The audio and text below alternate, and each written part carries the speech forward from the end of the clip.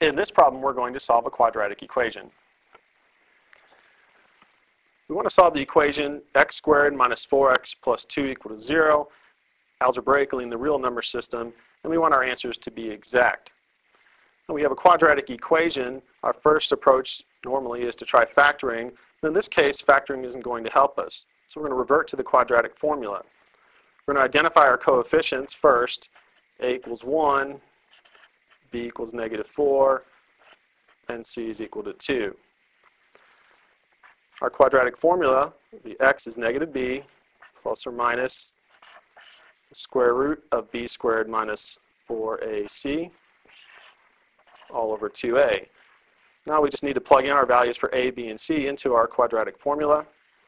We get -4 plus or minus the square root of -4 quantity squared minus 4 times 1 times 2. And then all of that is over 2 times 1. When writing this, it's important to put this -4 in parentheses, so remember we're squaring the negative as well and not just the 4.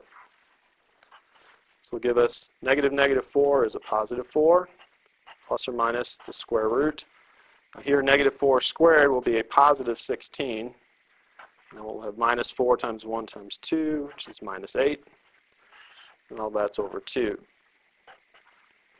So it gives 4 plus or minus the square root of 8 divided by 2. We can simplify this radical. It's 2 root 2. So we'll get 4 plus or minus 2 root 2 all over 2.